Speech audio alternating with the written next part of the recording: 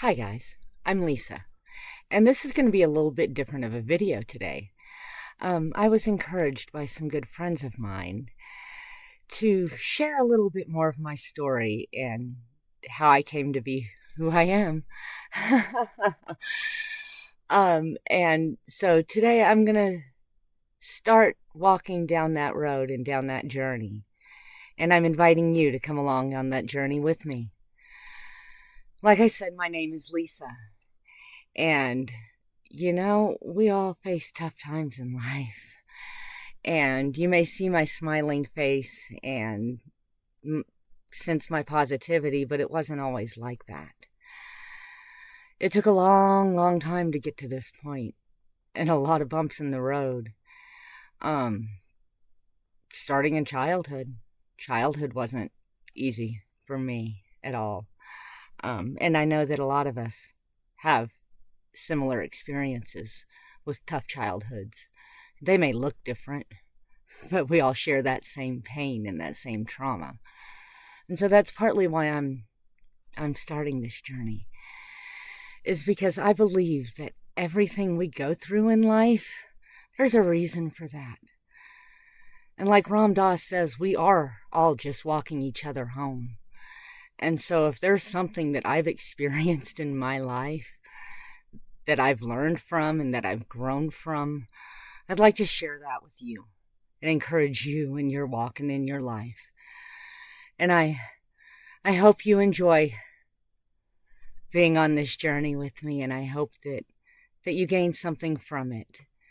And I want to encourage you that if you're going through something tough, or if you have, that you can survive it too, and it's going to be okay.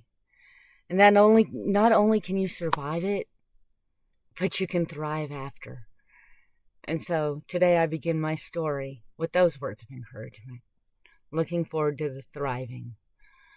And so I guess here I go. Where to start? I was adopted as a child. I was adopted by my adoptive grandparents.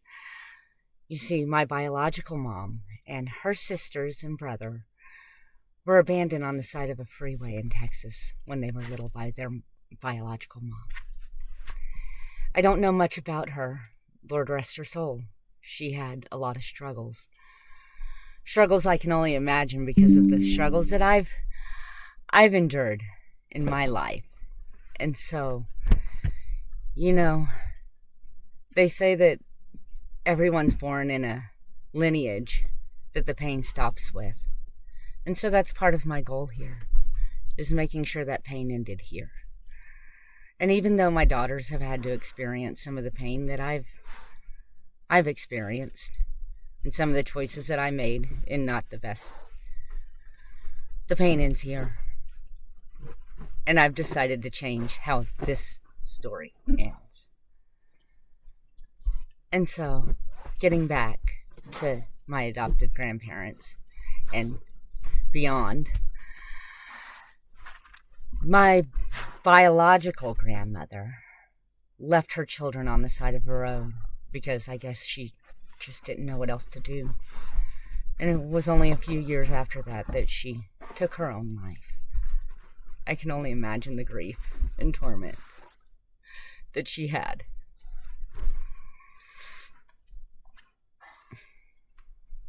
And so there's been generational trauma in my lineage.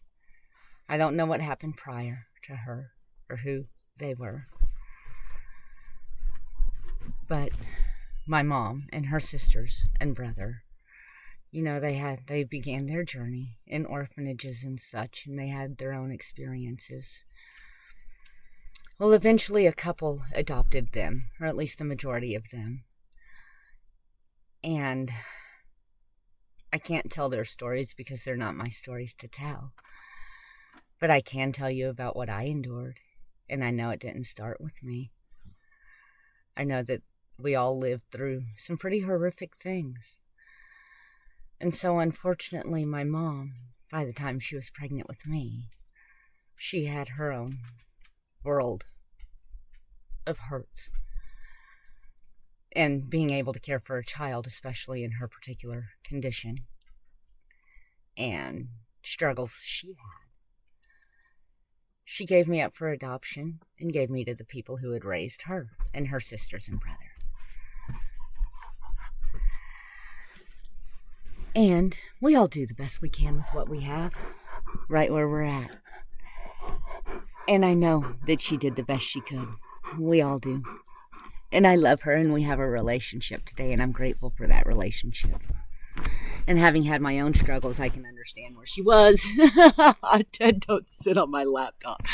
I can understand where she was when she made that choice. And she did her best to be in my childhood as much as she could, given the situation.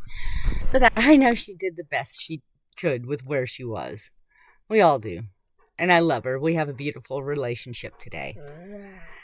And I'm grateful for that. And so, yeah, I get it, you know. So she did the best thing she knew how. And she gave me to the people who had raised her and her sisters and brother.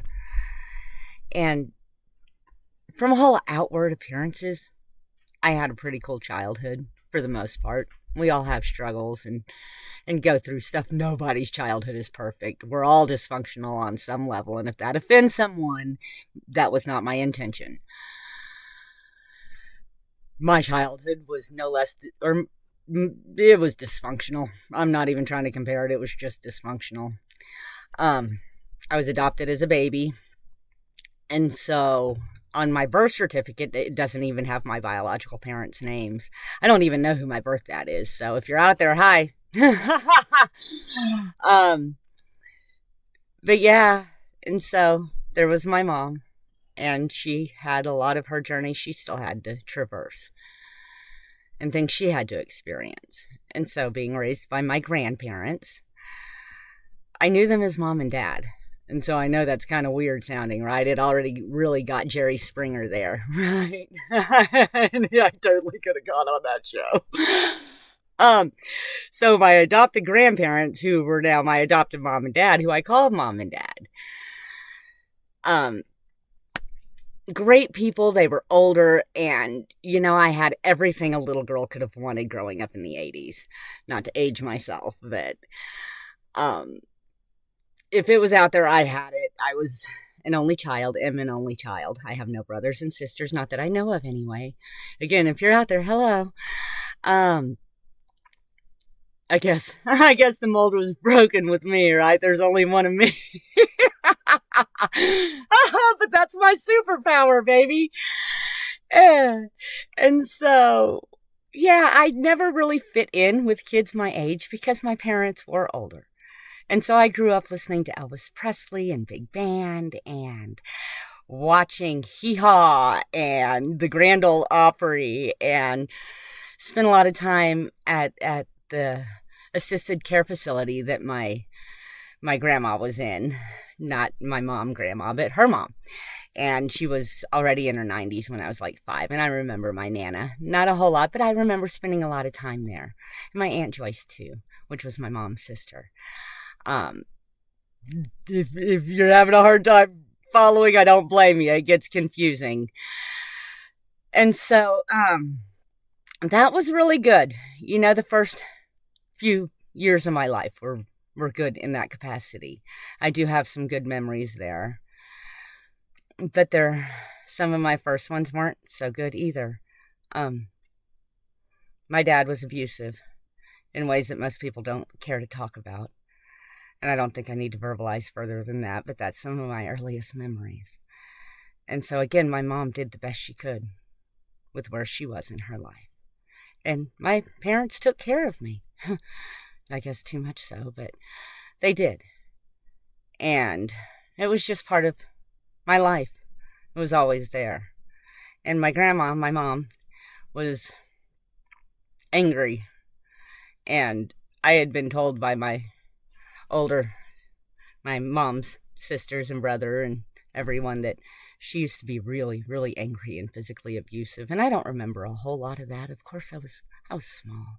I do remember a couple times. And I'm sure I'll go into that at another time, but I'll try to stay the course here.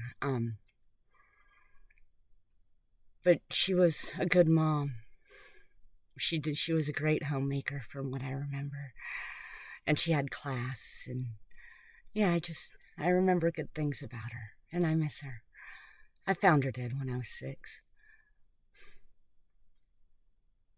And, I guess that still hurts. That was a long time ago. My dad had taken me to Wet and Wild, and I didn't want to get out of the lazy river. And I remember I finally did, after going around an extra few times. And I remember pulling up in the driveway at home and running in looking for my mama. Ma, running up and down the hallway. And I found her laying in the bathroom floor face down. She had had an aneurysm, and she knew about it. They gave her 13 months to live. She chose not to have the surgery. She lived that 13 months. And so I'm grateful for the angel on the other side that's helped me through my life. And so that was hard, and my life really changed drastically when she passed. Beyond having become the woman of the house, I really didn't fit in with kids my age after that. And if I did find female girlfriends to hang out with, they'd get upset with me in the end because I'd want to spend more time with their moms than I did with them. Because that was really missing in my life.